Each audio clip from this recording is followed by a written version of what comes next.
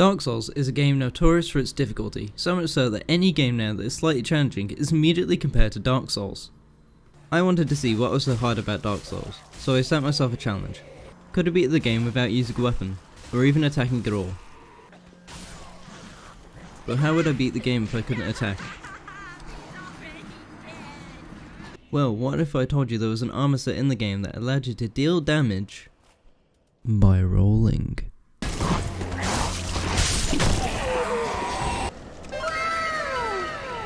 So, can you beat Dark Souls 3 only using the Armour of Thorns?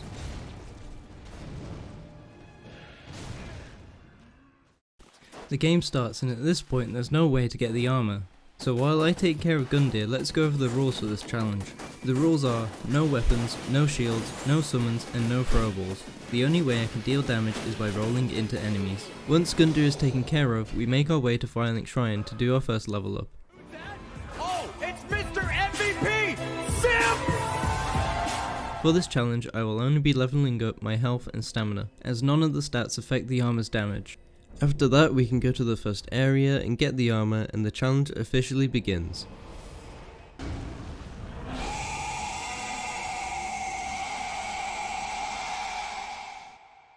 Our first boss is Vort. I was worried about seeing the damage the armor would do to a boss, but it actually isn't that bad for this one.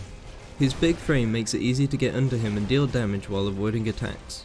Most of his attacks land in front of him and are pretty easy to dodge, so my tactic was to roll towards him to dodge an attack, which would put me under him, where I could roll against his leg to deal damage. He was pretty easy. I died twice and got him on my third try without much effort.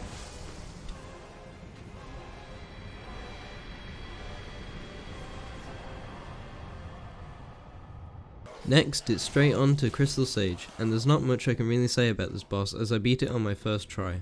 This boss is just more time consuming than difficult. You spend half the fight waiting for Crystal Sage to appear after teleporting, and he teleports after you start to deal damage, which just drags this fight out. It's definitely possible to have trouble with this boss, but as long as you find the real one quickly and roll when you hear a soul spear coming towards you, you won't have much trouble with this one.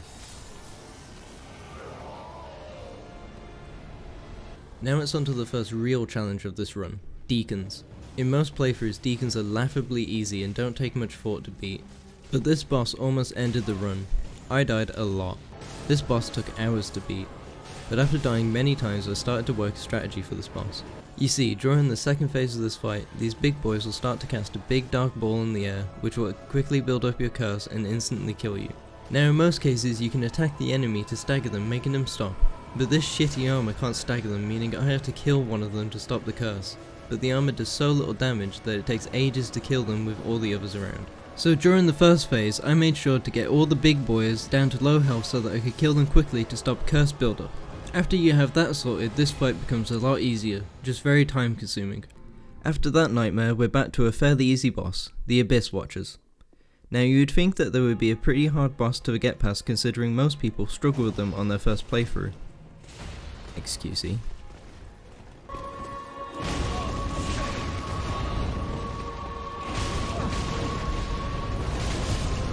Are you kidding me? What is that? What's that pattern? Chat, this is my last $3 Dude, left. he won- he did it. Some Pepega claps in the chat for this ultimate Pepega. Thank you, XQCM. But for the first phase, it's as simple as letting your red-eyed buddy take aggro and getting damage when the boss is distracted. The armor actually deals pretty nice damage in this fight too, which is nice. And for the second phase, all you have to do is bait the flip attack for the easy win. It's 2 easy bosses back to back for this challenge, as our next boss is Volnir. Going into this, I thought I was going to have a hard time because Volnir is my least favourite boss to fight in this game. But this was another case of an easy fight just taking you a long time like Crystal Sage. The only thing you've really got to look out for is his smoke attack and the skeletons he spawns, but other than that, this fight is just really boring. Next, we're on to a boss that really makes this a challenge, Pontus Sullivan. This guy kicked my ass for hours, but before we get into talking about the fight, can I just point out how shit his hitbox is. There were times I was rolling into this dude multiple times and the hits didn't register. Oh, and there were times I swear I saw his attack miss, but still died. But oh well, just another challenge for this bullshit fight. His first phase is pretty easy once you've got his moves learnt, but his second phase is something else entirely. Once he summons a clone, it is almost impossible to get a hit in with the constant attacks coming your way. Eventually I managed to kill him with just a bit of my sanity left and we can move on. However, whatever sanity I had left after Pontiff was taken by this god-eating asshole Aldrich. In theory, this guy should be a pretty easy fight. His attacks are easy to dodge, and as long as you stay close to him you can avoid the homing arrow and soul spear combo during his second phase, but for some reason this dude wouldn't stop teleporting until he got to fuck me with this bullshit combo. After tearing my hair out I was able to avoid the combo and put this fanboy to rest. Now it was time to take on Yorm. I thought about this fight a lot before starting this challenge, and whether or not it was going to be possible. After trying it myself and seeing the damage I was doing, it is definitely possible, but I just didn't have the time or patience to do it. If you want to see this fight done with the armor, I will link a video by Lobos Jr. doing it. Now after outing myself as a failure, I decided that I would use Sigurd to beat this boss. That reminds me, I've a grave promise to keep. I've my own road to take, and a duty to fulfill. That is so. Yorm, old friend. I, Siegward of the Knights of Katarina, have come to uphold my promise. Let the sun shine upon this Lord of Cinder.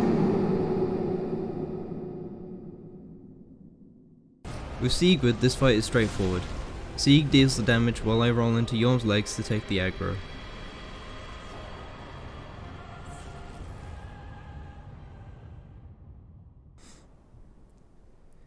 And with Yorm dead, we're on to Dancer. Dancer is somewhere between Aldrich and Abyss Watchers in terms of difficulty. She's a challenge, but not infuriatingly hard. Her attacks are very floaty and delayed, which can make them hard to dodge, and she does good damage. Make sure to dodge to her right to avoid her grab attack. Don't be an idiot like me and dodge left, constantly getting grabbed. This fight isn't that hard, just take the time to learn her moves and you'll be fine. Now we're on to Dragon Slayer Armour, and I was really nervous about this fight going into it. I thought he would have a ton of health, but I was really surprised just how quickly his health bar was going down. He's really big and easy to hit. His attacks are easy to dodge. There's not much to say about him. I thought he was going to be tough, but he turned out to be one of the easiest bosses of the run.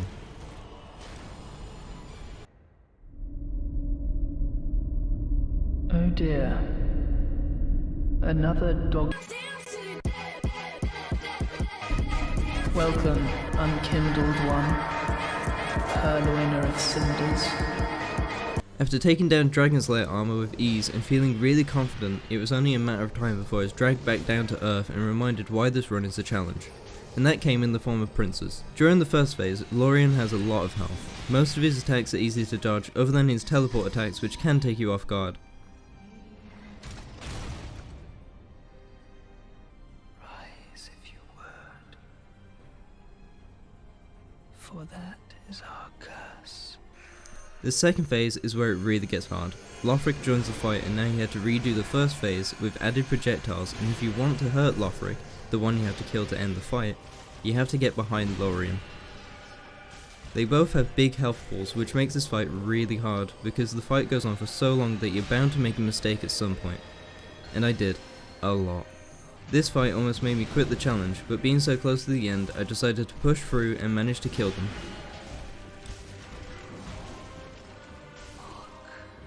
And with that, we're down to the final boss of the game, Soul Ascender. Now this is a worthy boss for the end of the game. When I tell you this guy kicked my ass, I mean I barely got a hit in before I was killed. It took me hours before I even started getting half his health down in an attempt. The issue with this boss is that he is so aggressive that you barely have time to heal. He also has 4 movesets, which makes it really hard to learn all his moves quickly. I practiced this boss a lot, learning his moves before I was able to get to his second phase, where he takes it to a whole new level.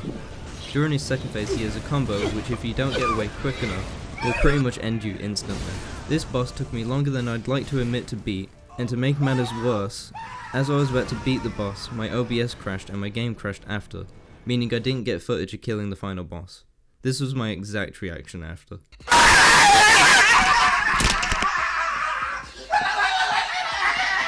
I wouldn't accept this and decided to kill him again on my New Game Plus character. It being New Game Plus only made the fight 10 times harder, but after what felt like days I managed to kill Solar Cinder and beat the game using the Armour of Thorns. Kinda. If you enjoyed the video or learned something new, please give the video a like, and if you want to see more challenge videos by me, please subscribe.